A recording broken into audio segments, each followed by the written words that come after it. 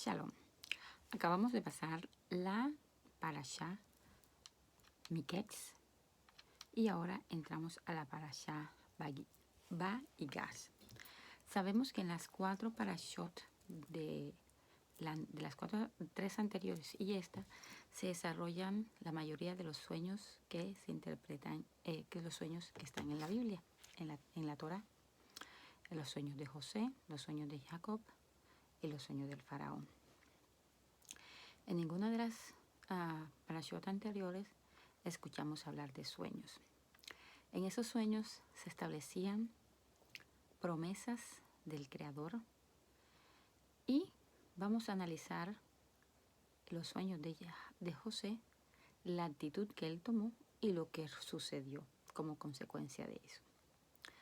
Vemos pues que José soñó, el primer sueño que tuvo fue que 11 espigas se doblaban hacia la de él.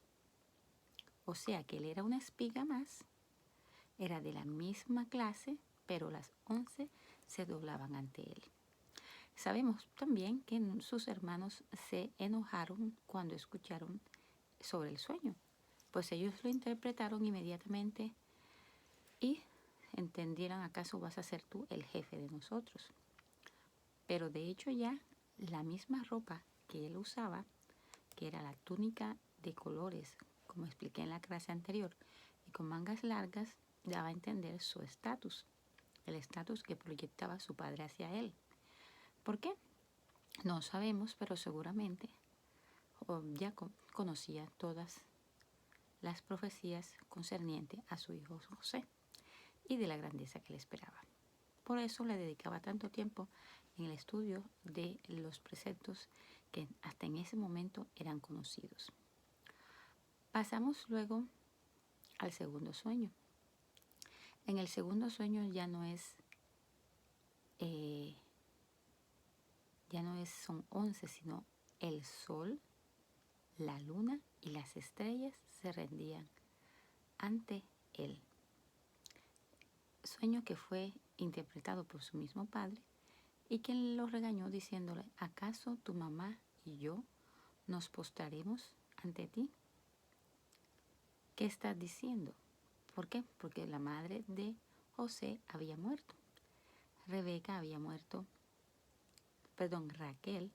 había muerto,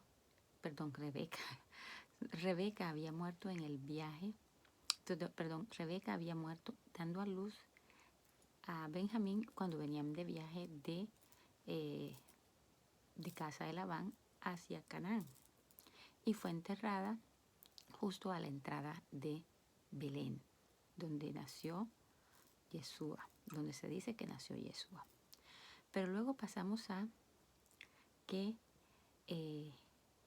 quien crió a José fueron las criadas que tenían las dos, Raquel y Lea. Entonces, una de ellas, que fue la que lo crió, vendría a representar lo que era en ese sueño la luna. O sea, no necesariamente se hablaba de su madre natural, pero de todas maneras se dice que los sueños tienen un 60% de verdad y un 40% de error, o de cosas que no se comprenden. Pero esa fue la interpretación, que todos se rendían ante él. José pensó que el cumplimiento de sus sueños y de esas profecías iban a ser inmediatas, y por eso estaba alegrado, estaba contento, se había alegrado, sin saber todo el camino que le quedaba por recorrer. ¿Para qué? Para alinear su alma con los propósitos del Creador. Muchas veces tenemos profecías hermosas que cumplir en nuestra vida, pero nosotros no estamos preparados para ese nivel de conciencia. Entonces, la vida, el Creador nos pone en situaciones donde vamos a adquirir el nivel de conciencia necesario para asumir el rol que vamos a asumir en el momento que esa profecía se dé. Entonces vemos que José pasó por ser sirviente, ser encarcelado, pasó a pesar de que la mano del Creador no se apartó de él, porque en todo lo que hacía se veía su bendición, su situación no era la mejor. ¿Por qué? Porque primero estaba de esclavo en la casa de Potifar y luego preso en la cárcel, aunque ejercía un cargo de liderazgo, el cual le dio el carcelero. Pasados 10 años sucede el evento del sueño del panadero y del copero. El panadero murió y el copero vivió. Pero tengamos en cuenta que el copero era un egipcio. Y para él, Joseph, era un hebreo. Un hebreo que comía el animal que ellos veneran como un dios, los cabritos. Entonces, digamos, el estigma que tenía el copero hacia José, a pesar de haber recibido de parte de él la interpretación del sueño, una interpretación favorable del sueño, no hizo con él de la misma manera retribuyéndolo en favor, sino que ocultó por mucho tiempo la existencia de Joseph, y solamente cuando se dio el suceso del sueño del faraón fue cuando trajo a colación que existía Joseph, pero aún así no lo hizo al principio. Solamente cuando había pasado toda clase de magos, agoreros, nigromantes delante del faraón para interpretarle el sueño, y viendo que el sueño estaba sin interpretar, y la situación que se vivía en el palacio del faraón por no tener la correcta interpretación del sueño, solo así fue cuando él se atrevió a abrir la boca y a hablar sobre la capacidad de Joseph. Pero él sabía que en el momento que Joseph llegara ante el faraón, era posible que Joseph recibiera una gran retribución por parte del faraón, lo cual el copero no estaba de acuerdo que fuese así. ¿Por qué? Porque Joseph había sido esclavo, estaba preso y era hebreo. Y para un egipcio esa situación no le era muy ventajosa. Que viniera un extranjero a formar parte de Egipto y quizás a estar en un estatus mucho más alto que él. Pero viendo la situación que se presentaba en la casa del faraón, él decidió hablar sobre José y dar unas cuantas características no favorables hacia José, como para demeritar la imagen de José. Cuando José se presenta ante el faraón, lo evidente era evidente, que José no tenía la apariencia ni de un esclavo, ni mucho menos de un criminal, porque él tenía la gracia de un rey. Él tenía el comportamiento de una persona educada y su apariencia física pues lo acompañaba, más la gracia que el mismo Creador le había dado. La misma gracia que le permitió en donde iba a ser recibido con beneplácito, y cada vez le otorgaban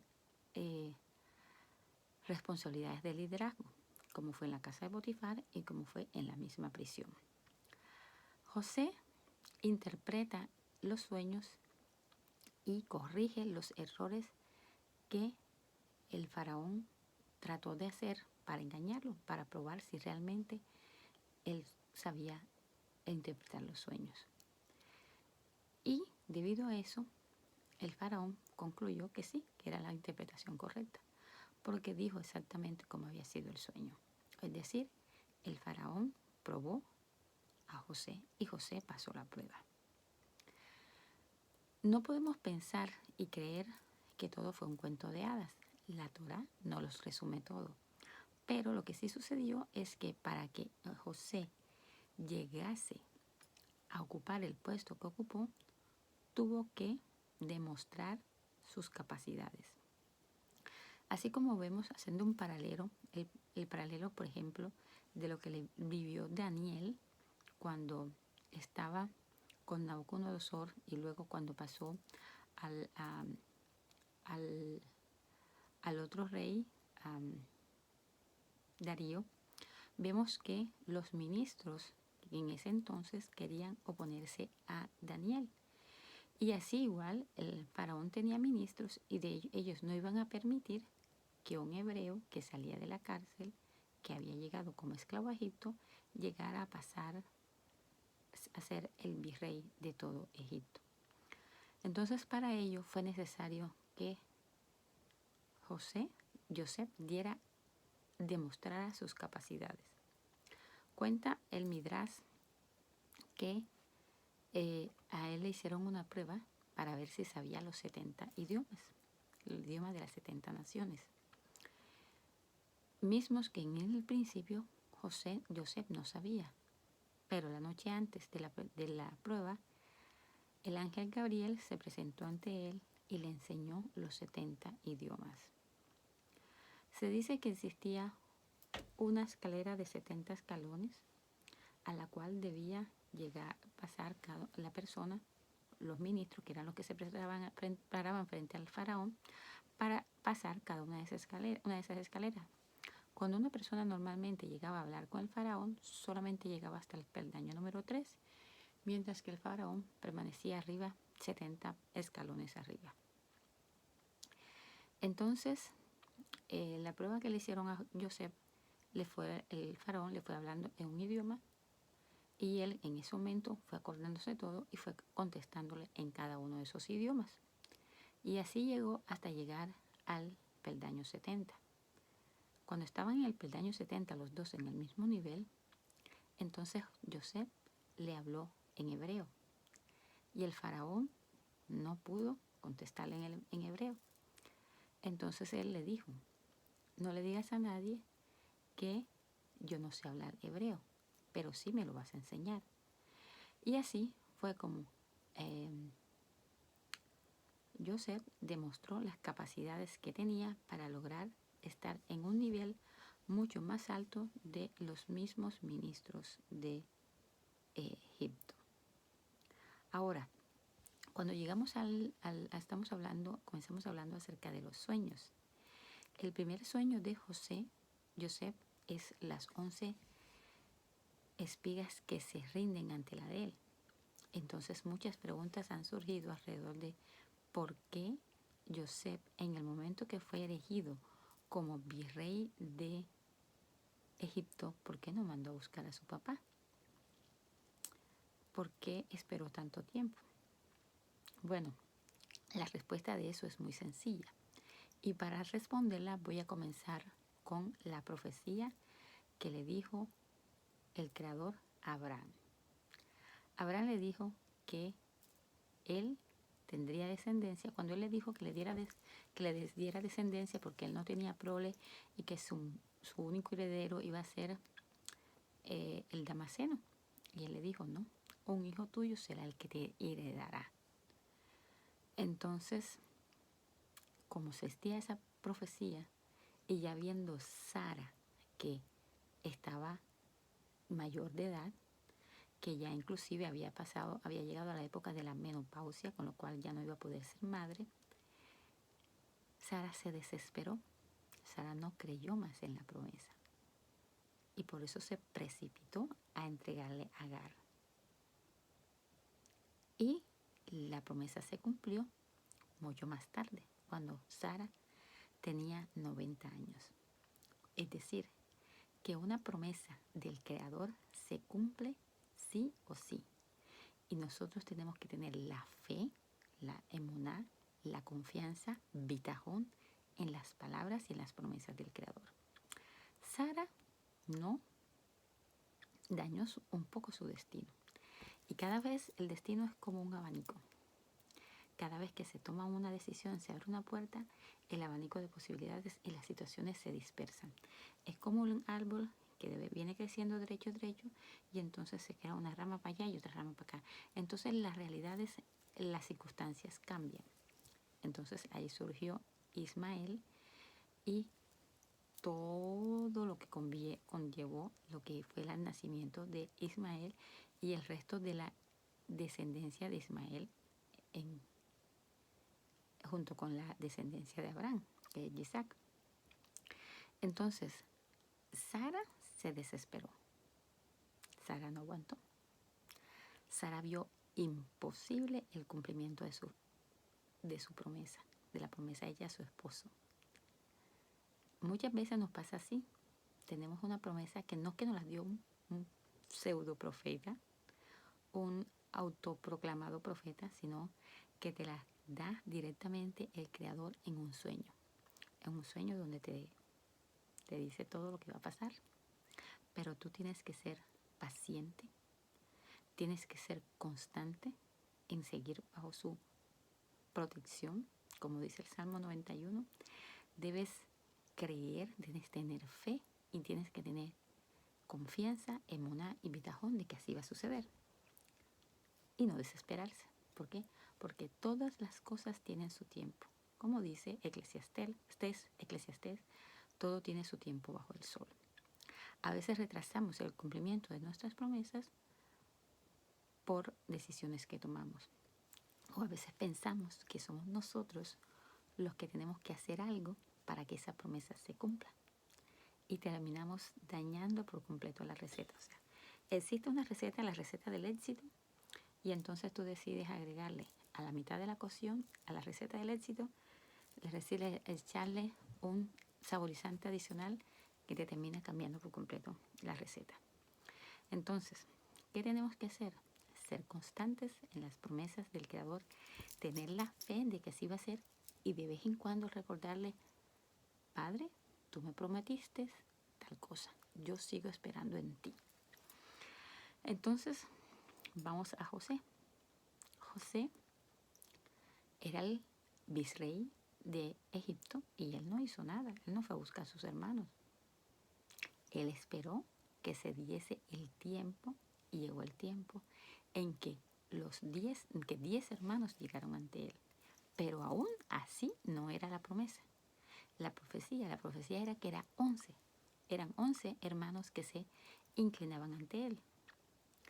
Para ello le tocó a él comprender, uno, aquí no ha llegado, este no es el fin, este aún no es el cumplimiento de la promesa, porque aquí hay 10 y de acuerdo a mi sueño deben ser 11. Por eso él actuó de manera correcta en pedir que viniera el 11º hermano. Es decir, él estaba preparado, o cuando vio la presencia de los 10 hermanos en la fila para comprar alimento, dijo, aquí este escenario le falta un elemento, y ese elemento era la presencia de Benjamín. Así que tenía que conducir su conversación hacia sus hermanos para que trajeran a Benjamín. Cuando llegó Benjamín, entonces sí se cumplió el primer sueño.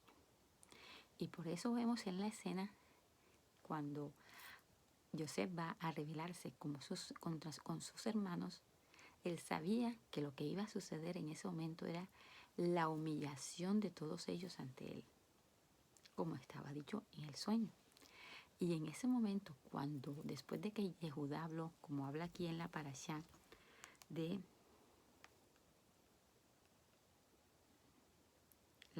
esta semana, donde tengo la parashá de Vaigash, después que Yehudá habla ante él y cuenta que él es responsable por la vida de Benjamín y que si no lo lleva, pues su padre va a morir. En ese momento, cuando estaba ya todo listo, él hizo lo correcto y fue que salga todo el mundo salió y se quedó él y sus 11 hermanos. Y fue cuando él dijo, yo soy José. En ese momento se cumplió el primer sueño. El segundo sueño ya se cumple cuando Jacob baja a Egipto junto con las esposas de Jacob y toda la familia.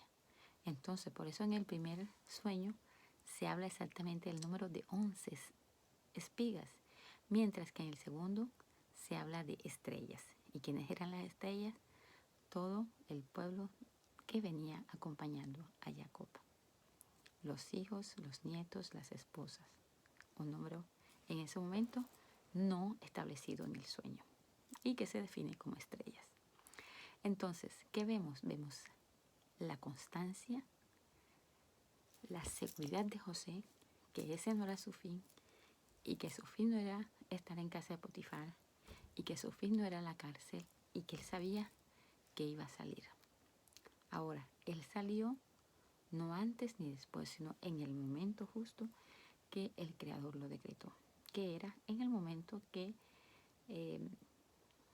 el faraón tuviera el sueño, que iba a ser un tiempo antes que se generase la abundancia en la producción de alimentos para luego para hacer la recolección necesaria. Es decir, el Creador tejió todo el desenlace de las escenas para que cada cosa encajara en su lugar. De la misma manera, como todas las cosas encajaron en su lugar, así van a encajar las cosas en tu vida para que se cumplan las promesas que el Creador te ha dado. Lo importante es tener uno en cuenta cuál fue esa promesa, tenerla presente, analizar cada detalle y no adelantarse. Y peor aún, no querer, o sea, mejor aún no querer jugar el rol del Dios y hacer las cosas por nuestra propia voluntad. Porque, ¿qué hubiera pasado si José manda a buscar a sus hermanos cuando había sido proclamado rey de Egipto, virrey de Egipto? Pues diría, no, este viene a restregarnos que ahora es el virrey y nosotros tenemos que rendirnos ante él. No, él esperó que ellos vinieran. Y le tocó hacer que vinieran los 11, porque ahí había un obstáculo. Eso fue lo que él le tocó intervenir. Pero del resto todo estaba orquestado por el Creador, así como estuvo orquestado su viaje a Egipto. Y ese viaje fue para prepararlo para el rol que estaría interpretando después. Entonces, esta es una de las clases que quería hablar con respecto a tener confianza en las promesas del Creador, no precipitarse y alinearse con la promesa. Espero que le haya gustado la clase y shalom.